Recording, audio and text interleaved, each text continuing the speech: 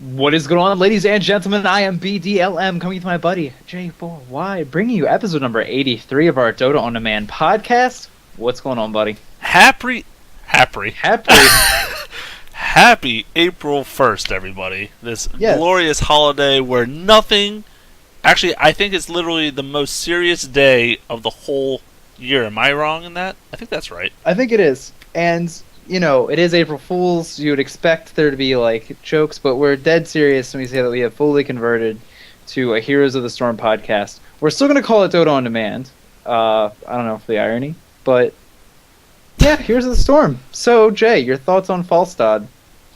I think that's a character in the game. Is that right? Maybe. It's possible. There's a distinct possibility. But, yeah, happy April Fools, everybody. Got some awesome stuff to talk about. And, of course, like, the biggest April Fool's bait ever, which I almost, like, it's like, you know, you don't want to love too much because you can get hurt. When Valve released the information about the International 4, which you know we're going to be talking about. I didn't want it to be an April Fool's joke. Luckily, it's not. Also have some fun April Fool's stuff to talk about. Viewer question and talk about the release of the MMR system and the leaderboards. More specifically, shall be really fun. So, Jay, International 4. You're not going. Get wrecked. Yeah, Sorry. That's the very sad part of this whole thing is coming to that realization after this announcement, like, oh, dang, dude, I'm not going. And it's only getting better every year, so I can only imagine what they have in store. Well, we can see what they have in store, which all those rumors that kind of circulated through. And by the way, I think with the smart thing they did was releasing this last night as opposed to today, so people wouldn't get confused about it being an April Fool's thing, because there's just so many trolling companies out there that you really don't know anymore if people can be serious on this day or not. It's gotten to the point where it's almost like, all right, I've had enough. Like, really, that's good. Like, we don't need any more jokes today. I don't know. Okay, if it were an April Fool's joke, then Volvo's website would have gotten destroyed. Like, the car company stock would have plummeted. Like, CEOs would have been taken hostage. Like, the world would have just fallen apart completely for Volvo. Exactly, but thankfully, this all is truthful and real. And like I said, the rumors that we kind of shared a few episodes back are all appearing to be completely accurate. So they did, in fact, bump it up to July this year as opposed to their August date that they normally have it at. July 18th through the 21st, people. And this is I want to say the most important thing that everyone has to know. If you're planning on getting tickets and planning on going, this Friday, April 4th at 3 p.m. Pacific time, they actually have a time converter on the Dota blog in case you're not sure. Tickets go on sale through Ticketmaster, so you have to be on the ball because I'm sure these are going to fly out the door despite there being more this year than normal. Yeah, and I mean, that's something, like you said, more than normal. So 17,000 seats in the Key Arena. That's awesome. So definitely the potential for more people to go there. And then the price hike. I mean, 2 years ago when we went, right? $50, sit wherever you want. Now it's $100 for general admission. Sorry, $99 for general admission. Seriously, under 100. $199 for floor seats, and then a VIP package of $499 that gives you access to all of the playoffs, the floor seating, meet and greets, and also access to the after party. And an hour of sitting in AC's lap. Oh, that. Sorry, it's part of the package. If you get it, that's wants. what you have to do. That's just part of the package. I'm sorry. Well, I don't know that I want that anymore.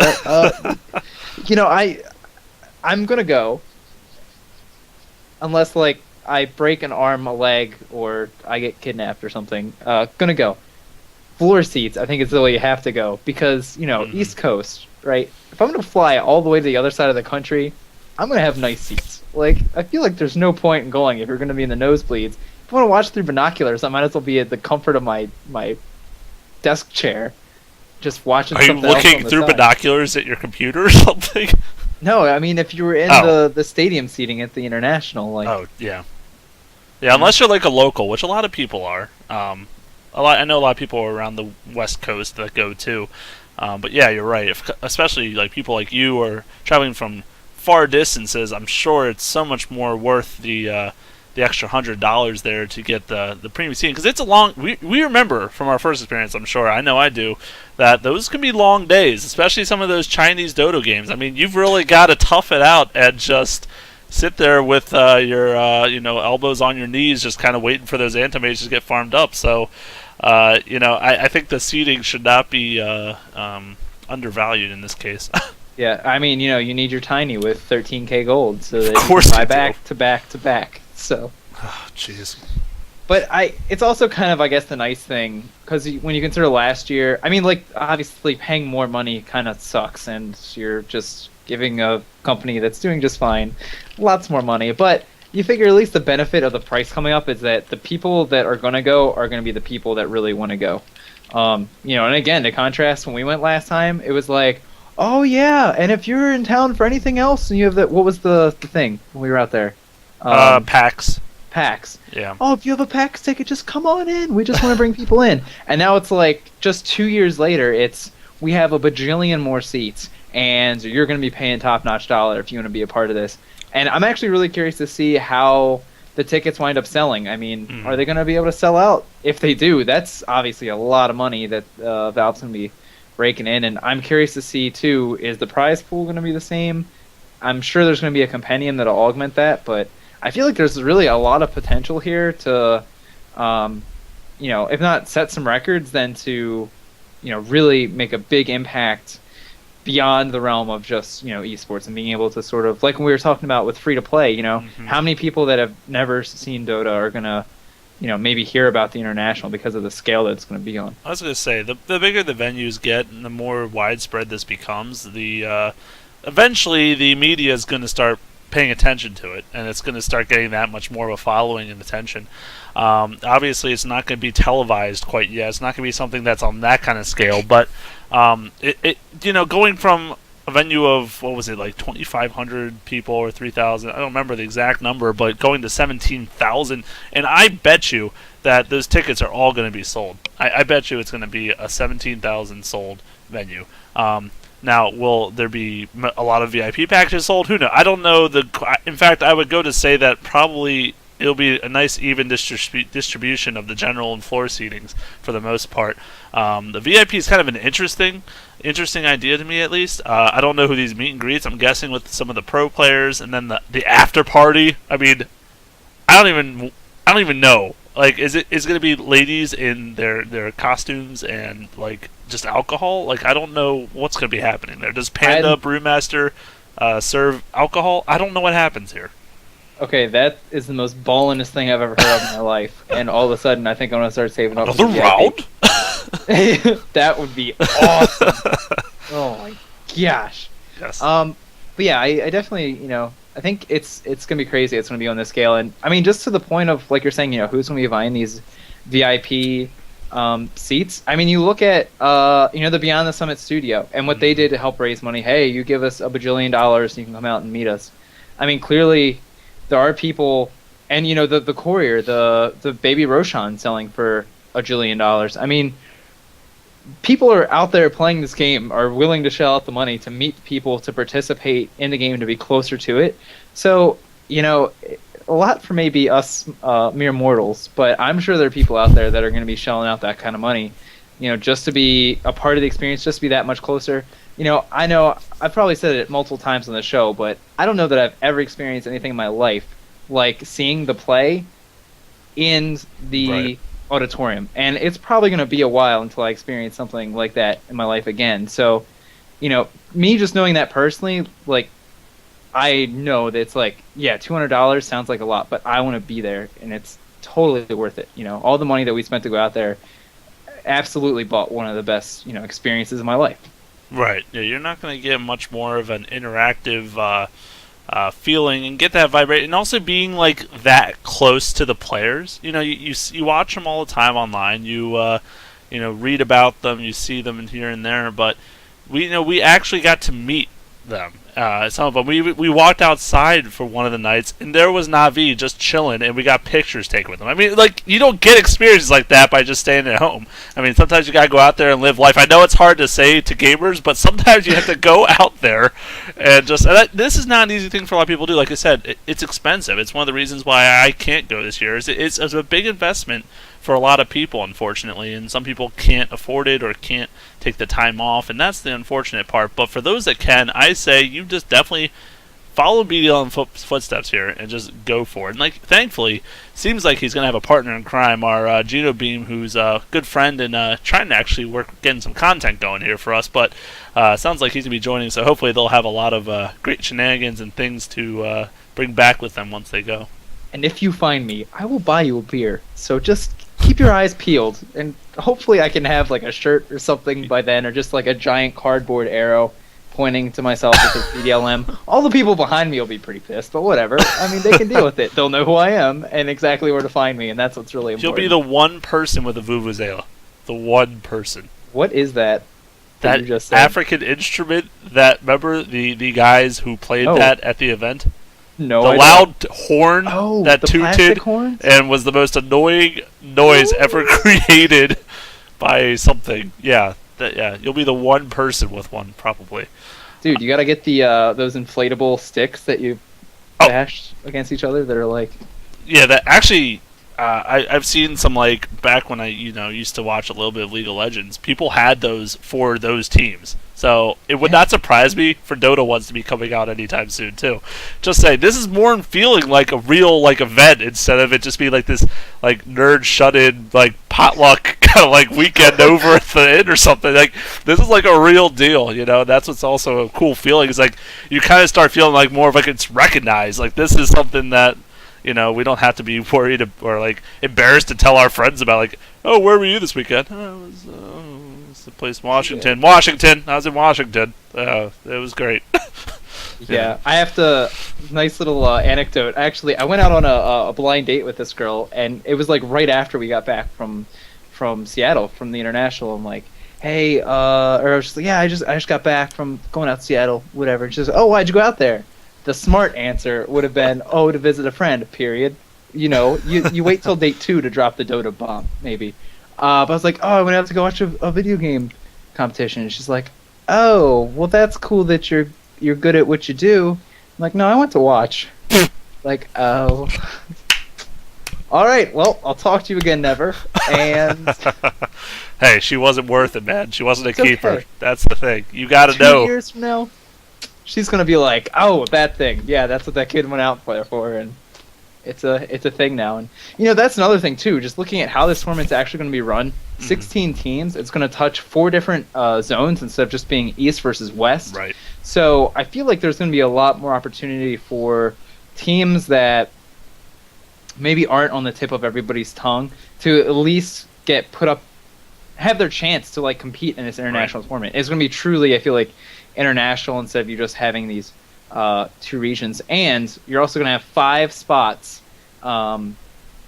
made out of qualifiers, 1 for each region, and the runners up from each region are going to all compete against one another in a little mini tournament to get the last spot. And I think that is an amazing way to do it. Pretty neat, I think. What are your thoughts on how that's all going to work? This is just a good reason or a good idea for so many reasons. First of all, it's going to give all these different studios different things to cast, so you're going to have a lot of entertainment packages for different things across the board.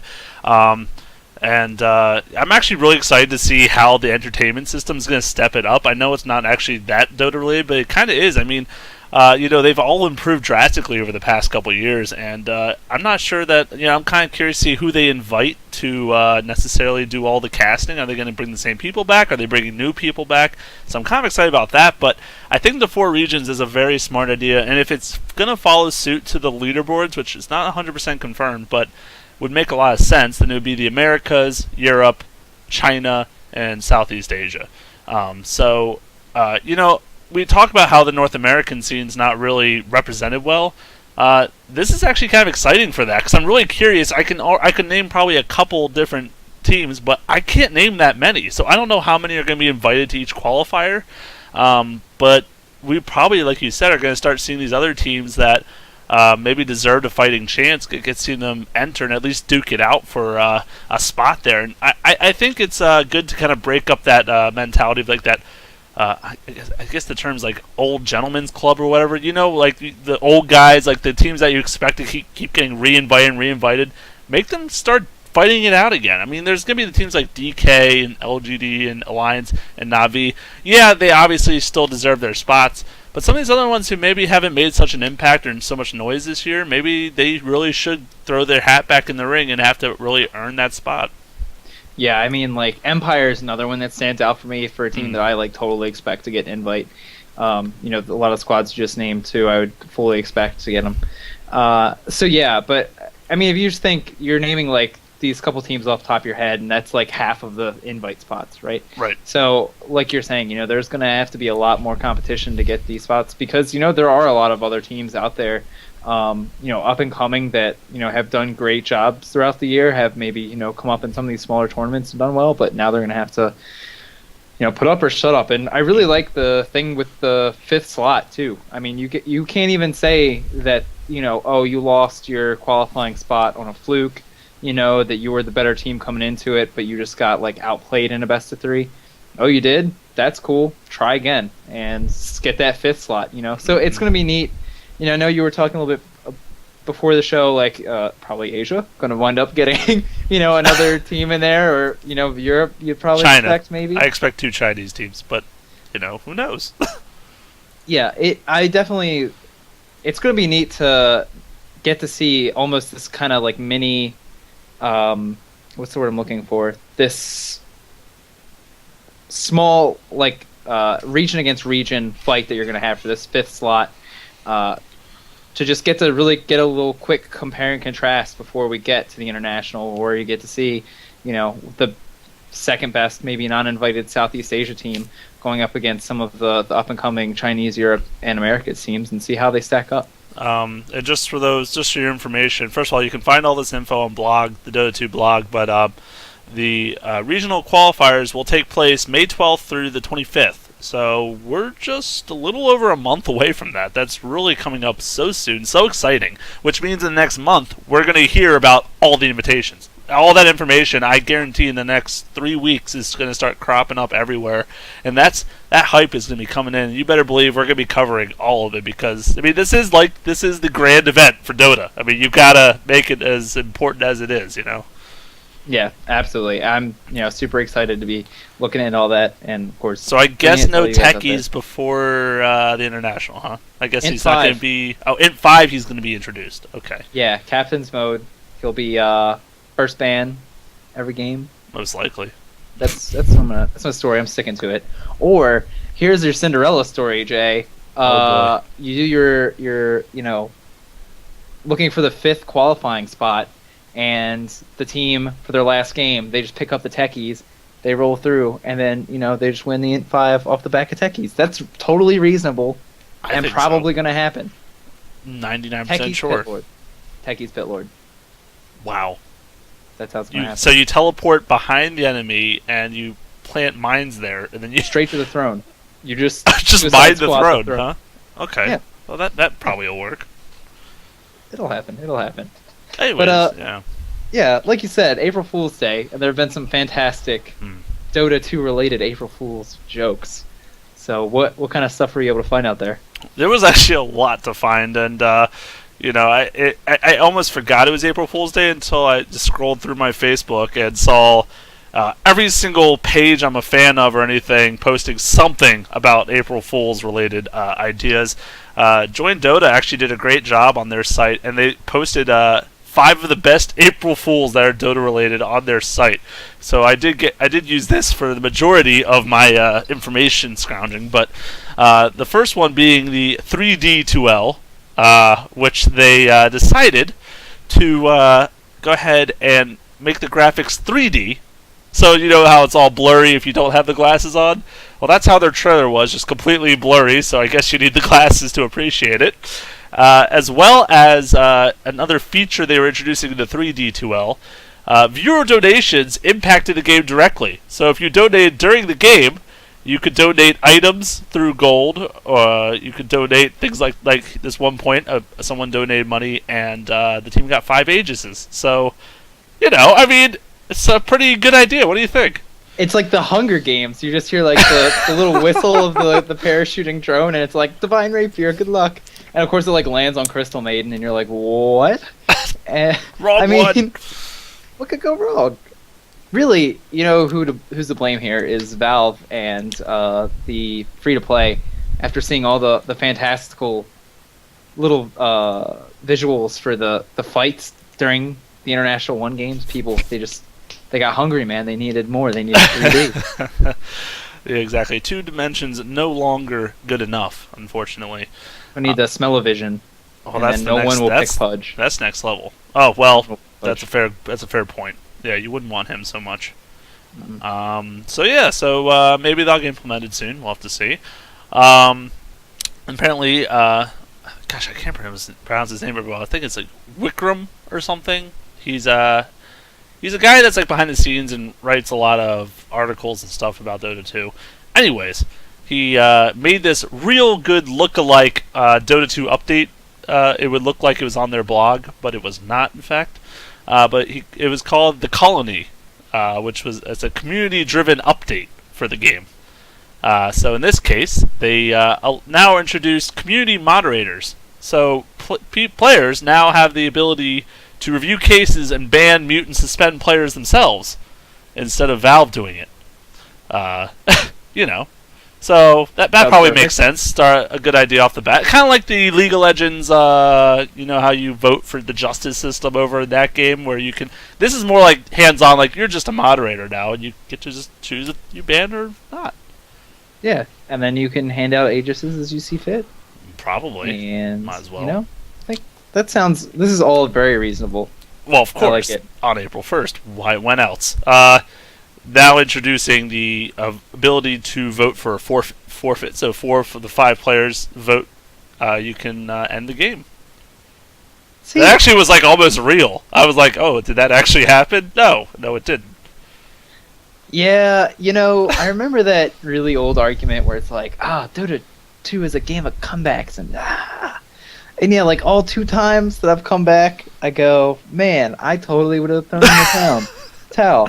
But all those other times, I'm like, no, it's not worth it. I would have rather not had those 2 victories. Here's the thing: if like money or something was on the line, okay, yeah, I won't vote for the forfeit. But there's generally a reason people give up. It's when it's so brutal that you just, or there's such a toxic player on your team that you just can't deal with it anymore. There's a reason you want to get out of that game. And well, we're not going to get into that argument again, because I think we did that a long time ago, and it definitely didn't even seem resolved at that point. But anyways, apparently in this patch, it's in the game, so that's what matters. Perfect. Region locking, so you basically can lock your region, and that will now allow you to. You will only be able to play with people on your servers from your area. So, for example, Chinese people can't come in and play with you or things like that. They say, however, we can't guarantee that your wait times will be short. Oh no, I won't play with only VRs. Oh, so sad. There are so many people that would be so on board for these last 2 things that it would be ridiculous. Like, that's what I'm saying. This one actually was like a real ideas, which was weird. I don't know. Yeah. You're used to the big trolls, like the 3D2L, and then these come along. And then finally there was something about fan art where like players that actually just like they have the paintings and they draw, they could submit it and it could be like showcased in the game or something. I'm like, these are all real things. I'm like, these are all not bad ideas, honestly. Because you figure League of Legends had one, join Dota and talk about them. They have like spotlights for items that are in the workshop or people's art. Clearly there is a market. There are people that want to see what other people are making and want to see if they can get their art showcased. So I mean, that's kind of neat. I don't know if within a game client that's like something that you might want to see, but you would think at least on, the Dota 2 site, the official blog, that you might be able to find something like that. Because clearly, people are willing to, spend their time and their energy trying to support it. And that is just a boon of support towards the game, just having all of those instances of, people just love what we make and what we help keep running. So that's actually kind of a really neat thing. I like that a lot. You should support his blog then, and I'll draw a picture of it. There you go. That pretty much the same thing. That'll be great. It'll be showcased probably. So anyways, that was all pretty good. Dota Buff, a site that a lot of people should be familiar with, where generally you go in there, enter your name, and you can pull up all of your statistics, like hero records and highest GPM, and all these different things, right? Dota Buff is going to sponsor a professional Dota team, apparently. So the site that like I said, gathers all the statistics are gonna this is gonna be, they said, special statistics that they've been secretly tracking, and they wanted to share with us what they're gonna base these recruitment based on. So, you ready to go over these? Oh yeah, and see how you compare and how you might stack up compared to other players in these fields. All right. So the first one is CSS, which stands for Creep Score Stolen. So let me just briefly touch on that. CSS is the measure of a teammate to steal another teammate's creep kills. This situation is also known as the Devil's Tri-Lane, where a carry has to outcompete his support and the enemy offlaner for last hits. So higher scores represent supports with enough determination to frustrate their carries into the jungle. So how would you rate yourself in the CSS department? I am amazing at it, and the best part is it's mostly by accident. Like, I'll just misclick and steal a creep, or I will, the best part is when I try to attack a creep into kill range, right, so that the carry can get the last hit, and then it just messes up for regardless. Yeah, for everyone. That sounded like my liking game, where the support Omni Knight did a wonderful job healing right as I was last hitting to get all the last hits. It was a beautiful job by him. He would be highly rated. Mm-hmm. Where is the hero kill stolen? I think that would have been a better one, but that's that's not unfortunately one of their criteria. So I'm just saying, I know one of our friends celebrates Genobeam for his ability to get kills with Mist Coil. So he would definitely be. He's at the pro level for. He is. The Abaddon. He is at that next level. Yeah. The next one was hero diversity. So a small number represents players who specialize in few heroes. These players know every nuance and intricacy. So he said, they showed an example. They said this guy would be our Wisp specialist. So it was a player who had IO for 457 matches. Their next highest was Templar Assassin at 7. And their win rate for IO was 94%. So that's kind of an IO specialist there. You gotta give him that. That's pretty legit. That is hilarious. Although that would be like first ban, like every game, because then I guess what the sample size is small, right? But the other heroes, their win rates are pretty good. Maybe this guy is just really amazing, and he's just like, I just like IO the best. So I'm just gonna keep playing him. Apparently. At a 7 KDA. Yeah. For his IO, that's kind of good. That's not bad. You gotta factor all these into consideration here. I think that's they're really deadly in the beginning of the game. I think it's pretty amazing. The time elapsed before picking. I like this one. TBP. That's not as nice of an abbreviation.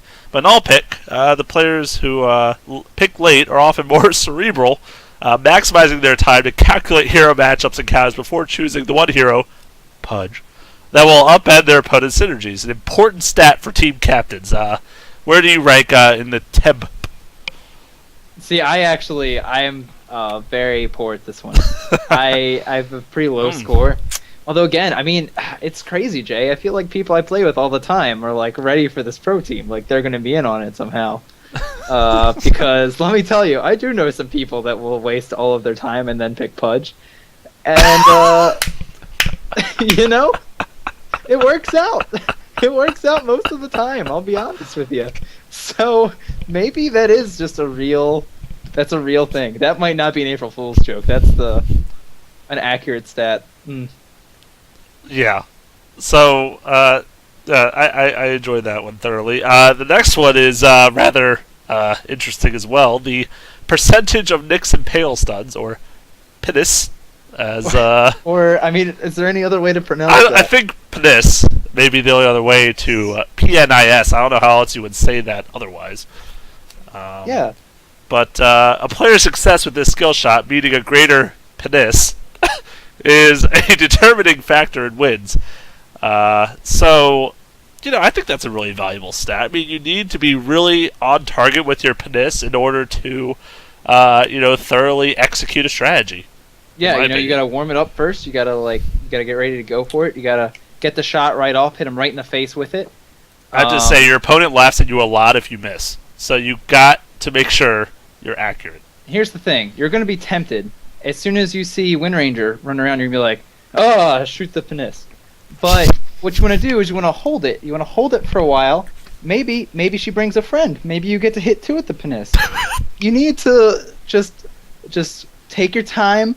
Giving it all up right at the bat. That's a young rookie mistake. You got to make them wait for it. At lower levels, I tell you, it's a lot more. You got to be more conservative. You can't just be letting everyone get a piece of the PNIS. I mean, it's got to be really just executed perfectly. Essentially, we have spent way too much time on that one, so let's move on before. Let's keep going. I'm starting to run out of ideas for that one. The Battle Fury Bounty Hunters, BBH. Okay. Which we have plenty probably to discuss about this. We found a winning pattern among a small percentage of players who buy Battle Fury BBH. These players also tend to be early rapier buyers, which has a 100% win in games they don't throw. Okay, we have a nomination.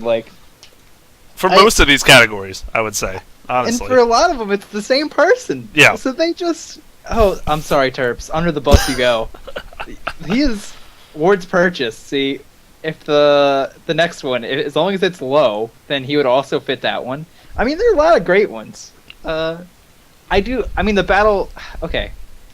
I get it, right? I used to give Terps so much crap for the Battle Fury Bounty Hunter. Mm-hmm. I understand. But... it's just not. Just stop it. Just stop it. Get anything else. You don't need to farm. That's the beautiful thing about Bounty Hunters. He gets his gold through assists and hero kills. So, but apparently they're looking for that. They're looking for that kind of player. They want him on the team. So Terps is really knocking this out of the park. He may be one of the top contenders. And I mean, how do you argue with a stat 100% win rate whenever they don't throw? I mean, that's pretty good. 100% win rate, rather high.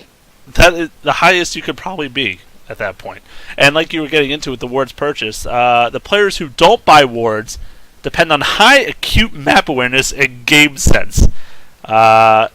So I think that's a really important factor to make sure you don't buy a lot of Wards, so you really it's almost like you're blind, right? So your other senses are just that much better. That's the kind of player they're looking for, those heightened senses.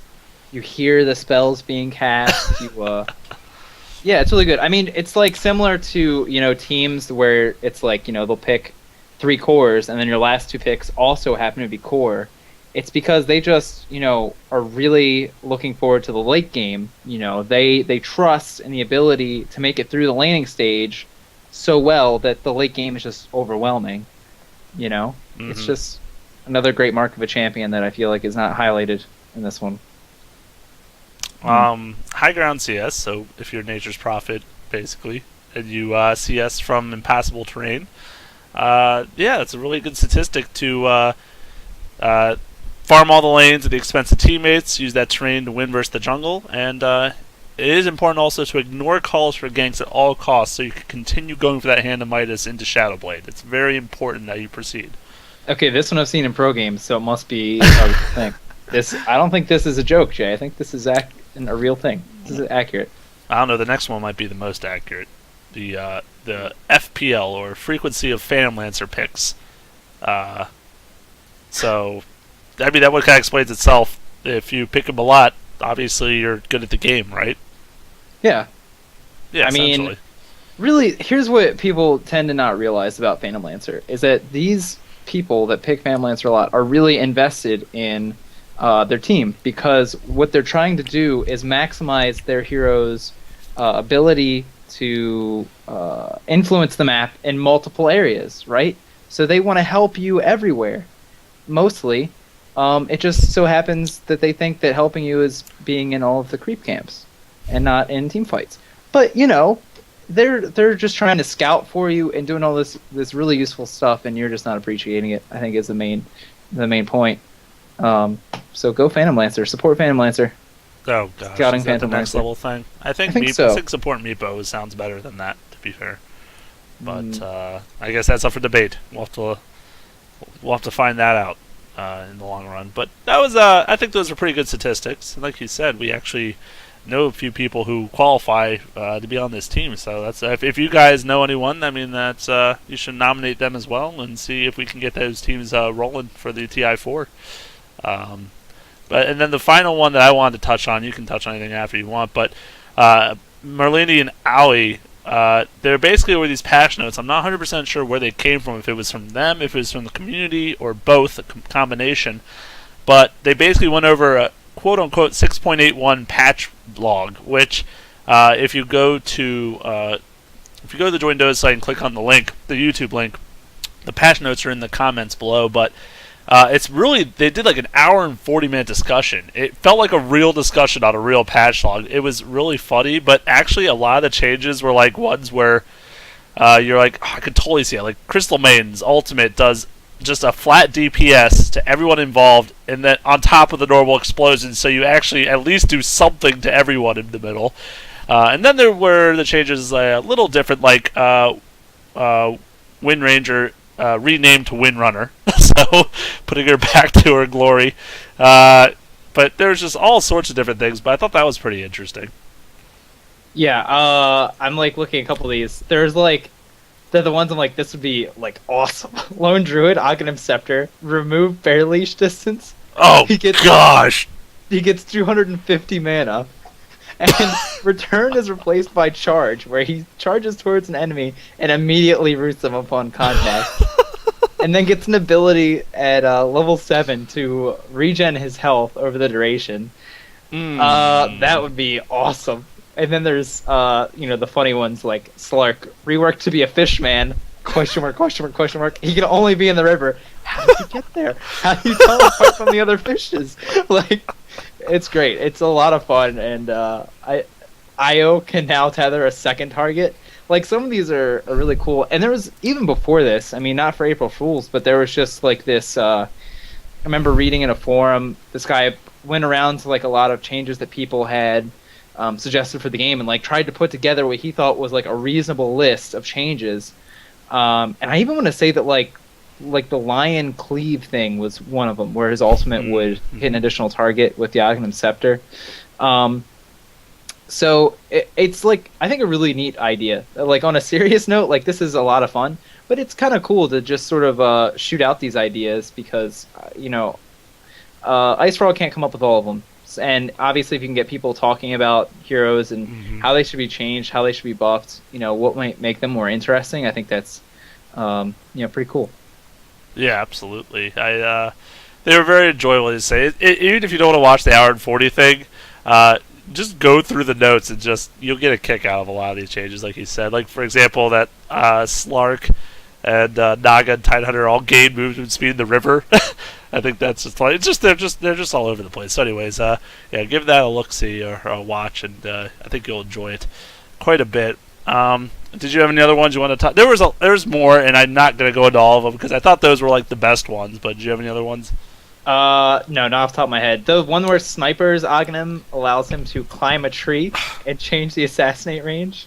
If the tree is destroyed, it gets stunned. Absolutely ridiculous, but the Crystal Maiden one that I know you told me about earlier today, where it does DPS every second to anyone in the AoE, that's kind of cool.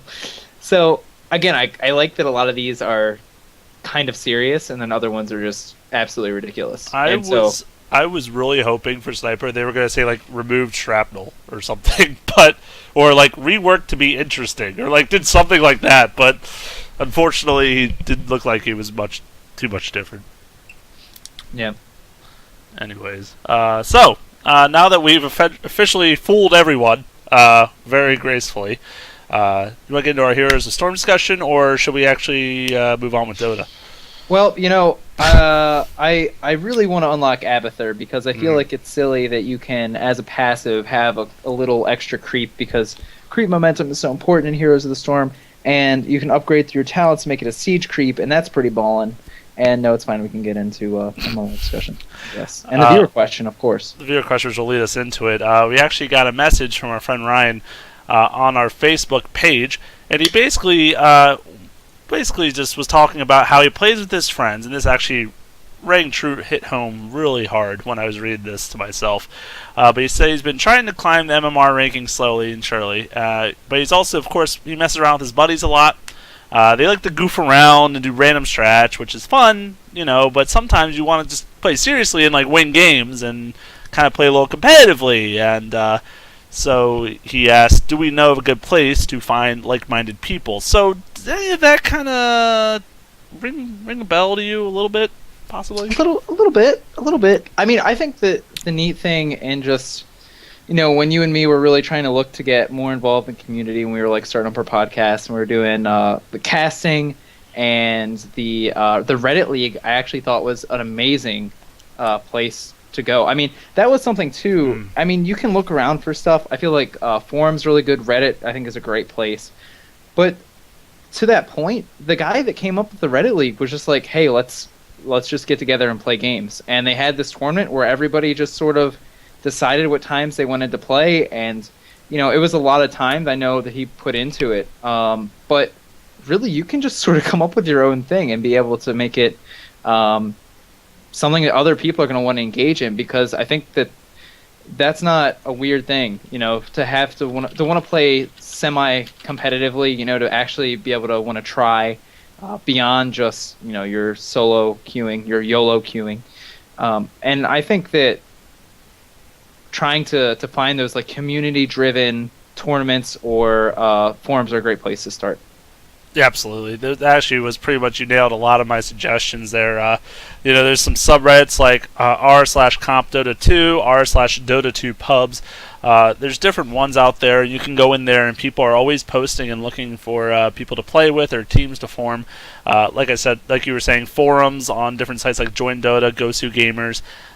There's a lot of these forums that people post to look for teams as well in. And there's also Steam groups, out there that I know, Loki, for example, who used to watch the cast, was putting together community-driven Steam groups to play together. I would love for there to be a Dota On Demand group, but we haven't, unfortunately, kind of made progress on something like that, but we'd love to house games like that and players as well.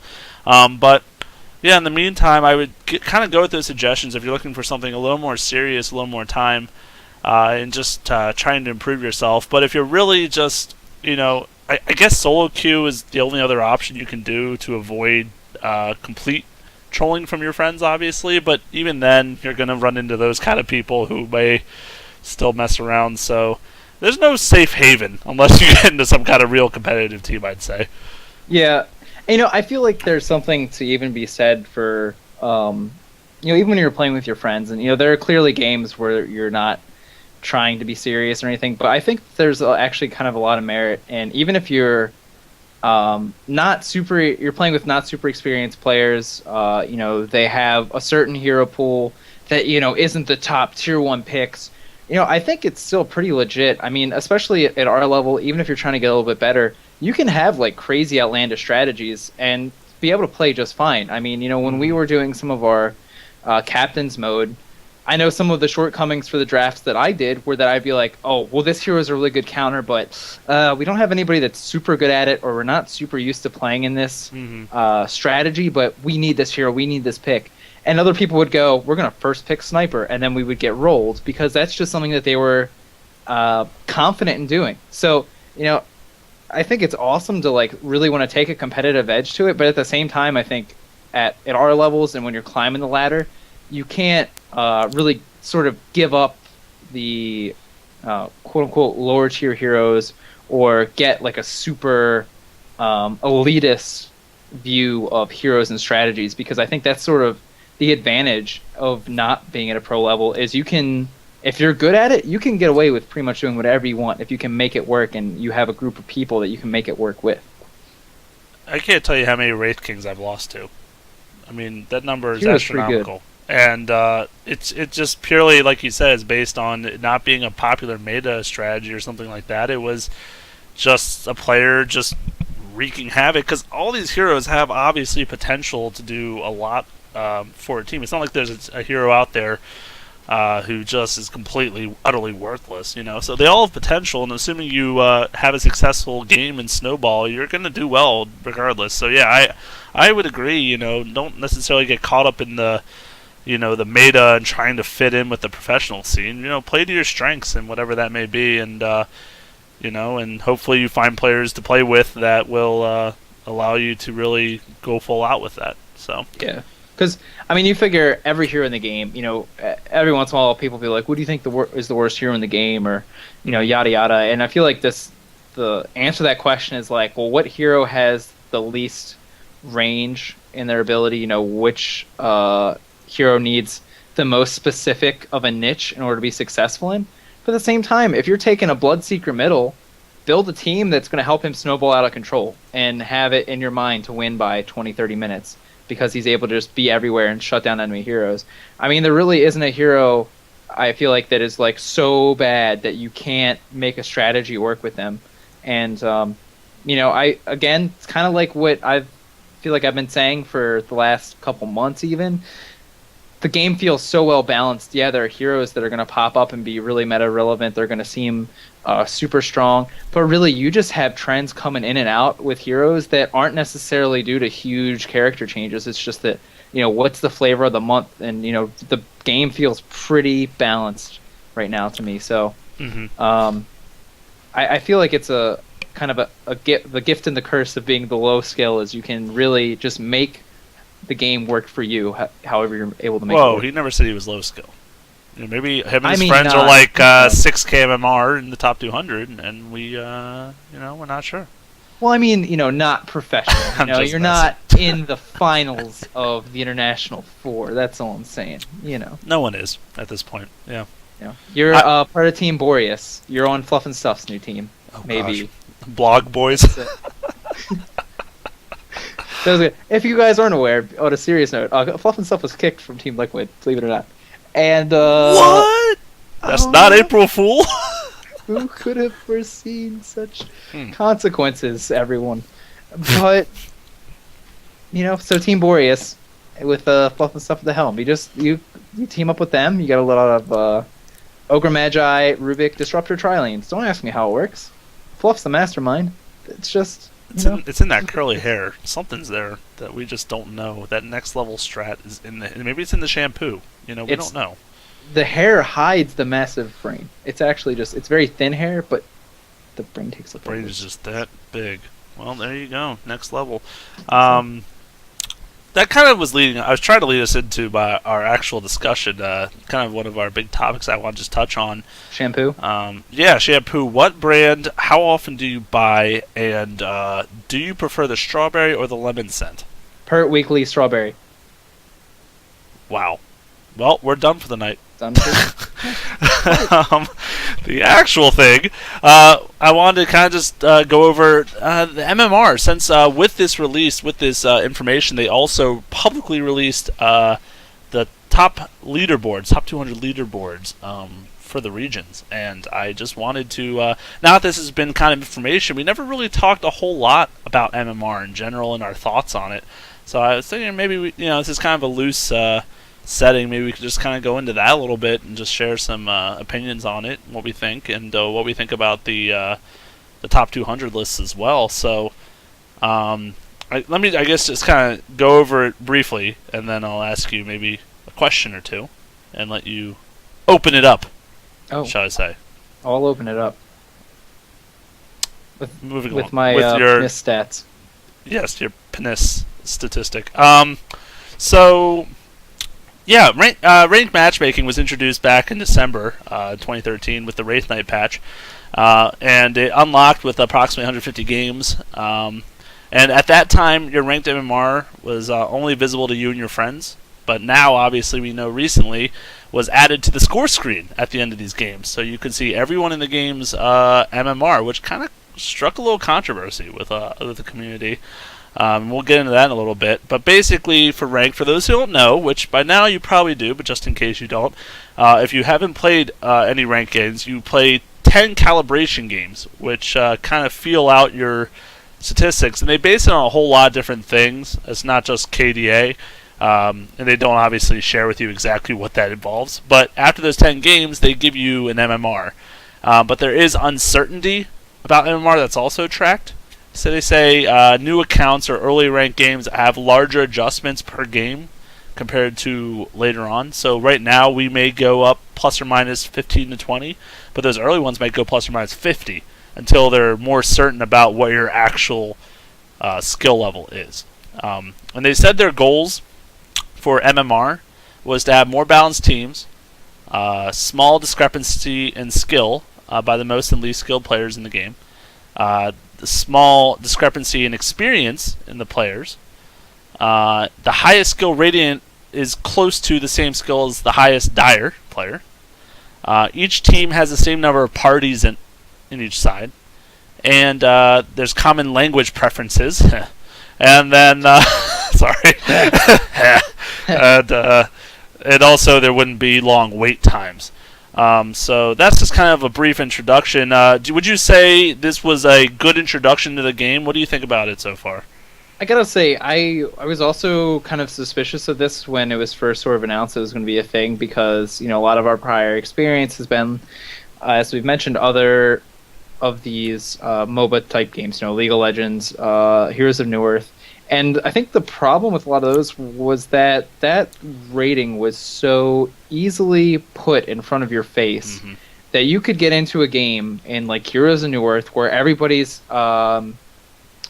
rating was just sort of like right up there, right under your name. You go, oh, I got a 16-20 on my team. Screw this. We're not going to win. They've got like a whole 100 more than me. I feel like it's not so much screamed in your face right through Dota, and you actually sort of get to... It really is only relevant after your game, right? I mean, like, I feel like nobody is trying to figure out what your rating is at the beginning of a game, or, I really have to say that I like it quite a bit, the way it's worked out. And the thing that I like the most about the leaderboards is, I think when you go and think about how players have broken into the professional Dota, or really, I guess, any competitive video game, it's really kind of hard to get your name in the lights. It's difficult to get your name out there. Admiral Bulldog brought into Dota 2 because of Dendy for, playing a couple times with Navi. He gets found. And, of course, winner of the International, famous for his Lone Druid, a player that may not have been discovered otherwise. And the thing that I really like about these leaderboards is that you're going to get to see people's names out there who you would never otherwise know. And it almost sort of sets up this thing where these players might not, you can't vouch for their ability to play in a team, for them to, communicate, what have you, but you do sort of get to set up this almost farm system like you have for a lot of physical sports like baseball. They might have minor leagues, or, you might have your practice squads. Here you can say, oh, you know what, we really need this type of player. I've seen this guy's name on the top of the leaderboards. I've played with him in a couple games. He might be somebody that I want to look towards. And I'm curious to see if that's the way these leaderboards start to function. I'm curious to see if teams start to look at these leaderboards as a way to see if they can introduce new blood into the competitive realm. That's an interesting perspective. Yeah, I'm not sure how much this made an impact, but it almost is kind of like your street cred, if you will, or your reputation. It's like, all right, I know you don't really know me that well, but you can see, based on Valve's system, that I'm doing really well compared to the rest of the player base. The top 99 percentile, I'm up here. and working hard at it. And obviously, if you're in the top, I feel like you're playing a lot of Dota, because I don't feel like people who play like a game a day are going to be up in that top 200. So, it's kind of just shows your dedication a little bit too. And like I said, it's kind of like your resume almost, or part of it. Part of that to put together for these teams. And maybe like you're saying, if these other teams, like maybe they're trying to have a startup new amateur team to enter those kind of tournaments, you can kind of almost hand-pick players from your pool. Be like, okay, what's your MMR? We can kind of use this almost as like a basis, because what else are you going to use to try out players? You say, how long are you playing Dota? Well, that doesn't really matter much, does it? I mean, you could be playing since Dota 1 and Warcraft 3 and still be so much worse than someone else who came from a different game or did something else. So MMR, well, maybe not like the perfect ideal of skill, could at least be a starting point for a lot of these teams to kind of organize and foundation. But I do have a question. Do you think, well, first of all, why do you think they decided to add the MMR visibility at the score screen, and do you think it was a good idea?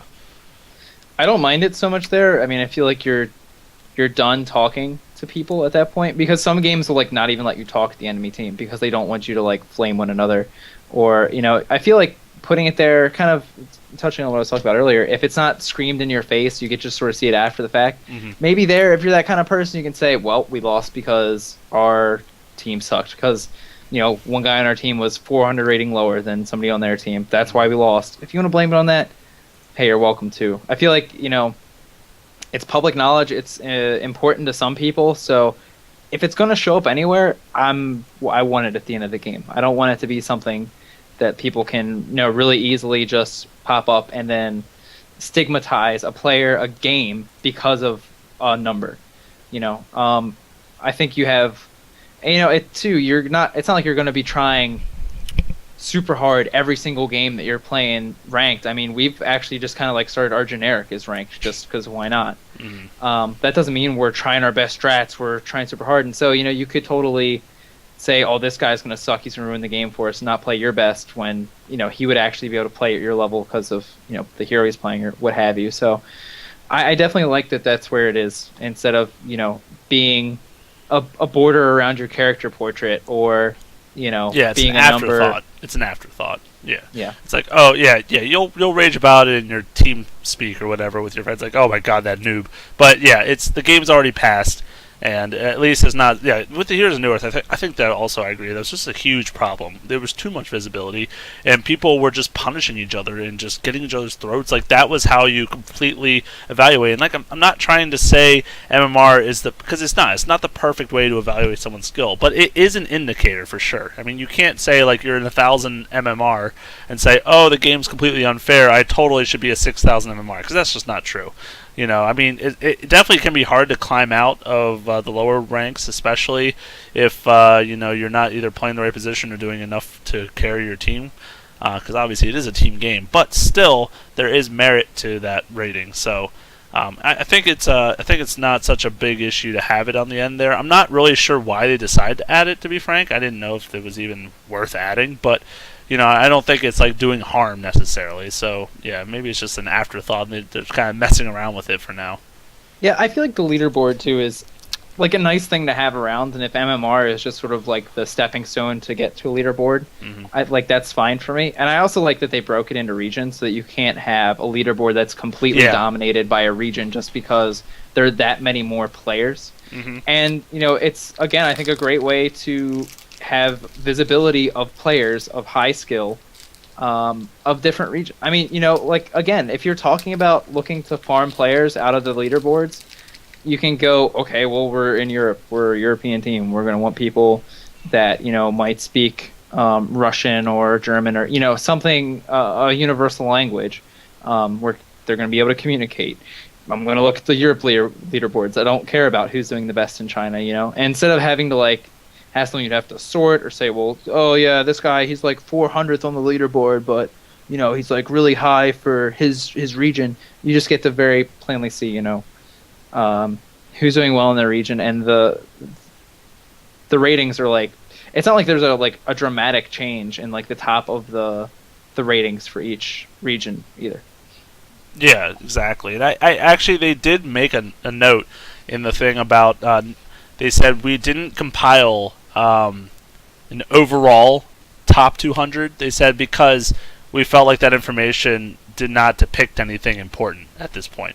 And like basically what you said, each region has completely different factors rolling into each thing. So yeah, you may have like 10,000 MMR in Europe, but maybe in the Asian scene that could mean a completely different number. Like their 6,000 could be your 10,000. You know, like who knows where that is? And that's just why I think that was a good thing that they're not trying to even make it like on a broader spectrum, because it should be more focused on where you're playing and what you're accomplishing there.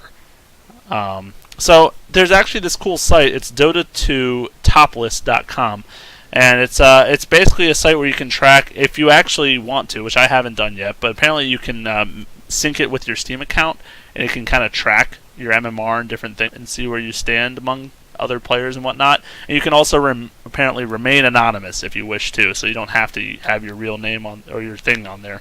But anyways, I used this to kind of compile the current. And I guess it's updated every day, apparently, this top 200.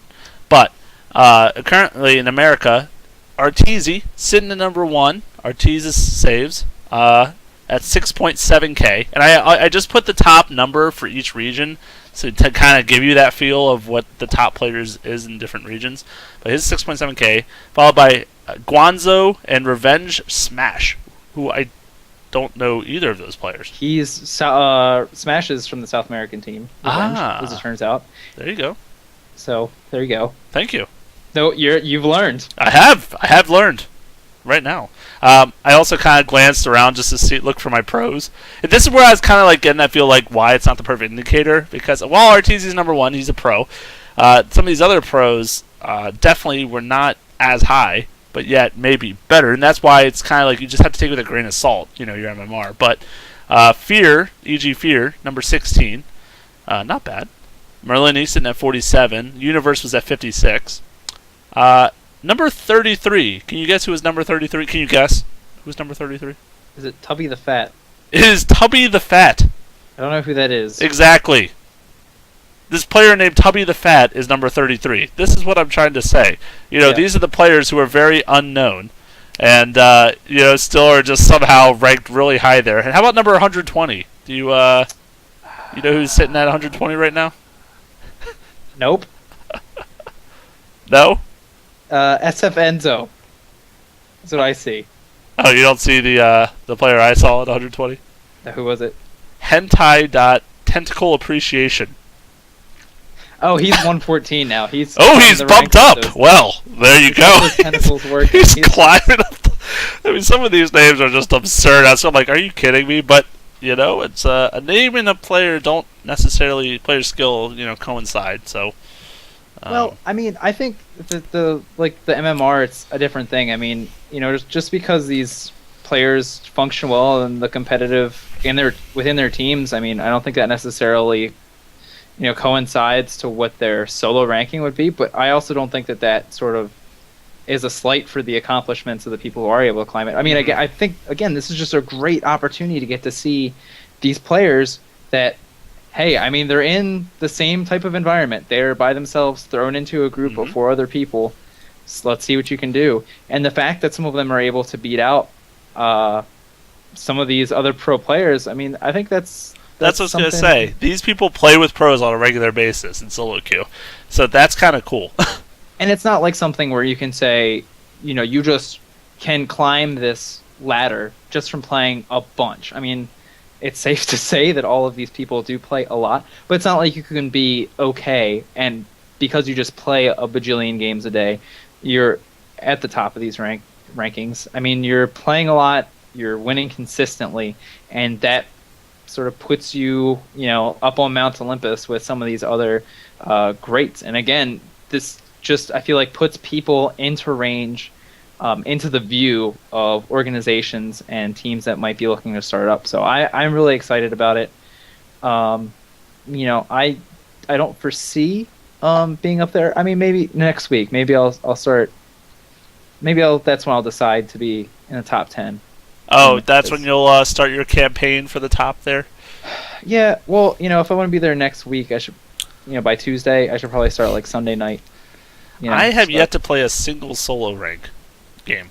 I I'm 0 out of 10 for my calibration. I don't like. That's what I'm saying. I can't imagine myself getting on Dota and wanting to play a solo rank game. I feel like I would get stressed out by not having enough influence on the game. And because a lot of my influence doesn't necessarily come from my actual play. Although I'm a decent player, but I feel like when we play with our friends, I'm able to help them make decisions and kind of guide the game through that way as well. Since we obviously have built up a lot of knowledge by doing all these podcasts and our casting, and we have a lot of knowledge about the game. So I think we kind of influence the game a lot more on that kind of level as well. And when you do solo queue, people may just not listen. Also, with our charm, wit, and good looks, we tend to have a tremendous influence on the game. I'm sorry. I thought that just was standard. I didn't know we had to say that, but yeah, and it gets lost sometimes just through text. The sarcasm and the wit. It's kind of course sometimes goes right over people's heads. But again, I'm excited to see it. I think it's great, and I just you'll be up there with me. Maybe we'll be 1 and 2. We'll just trade 1 and 2 back and forth or something like that. I'll make it work. Sounds fair. Yeah. Anyways, so just wanted to hop in. Appreciate everyone who's kind of... There's been a couple people sending questions. I appreciate you guys doing that. Reaching out to us on the Twitter and Facebook. We love to hear from you guys. And, I'm also excited. Let us know, by the way. And I know it's kind of relates back to the beginning, but if you guys are considering going, just let us know. We'd love to... Well, BDLM would love to, set up eventually a time for maybe a little... just a meet and greet, and what's going to happen? That'd be cool. He already said he'd buy you a drink. Take him up on that. Do not let that go, undone. I'll be handing out free gifts like receipts from things that I've bought. Empty cups that I can't find a trash can for. A lot of really great pieces to remember me by. I'll be handing out there. So it'll be great, and of course, it's always fun to watch some games of Dota with people so you get yourself some floor seats. We'll bump elbows. It'll be great. So yeah, let us know if you guys are planning on going, because love to get to hang out. Of course, like Jay said, we'll be following the qualifiers. We'll be following all the games leading up to the event, and then we can all make fun of how Jay isn't there when the actual event is happening. So yeah, I'm looking forward to it. I'm looking forward to another week of watching and playing Dota. And I'm looking forward to seeing all you guys next time. So you got anything else, buddy? No, man, I'll do it. Alrighty. See you guys next week.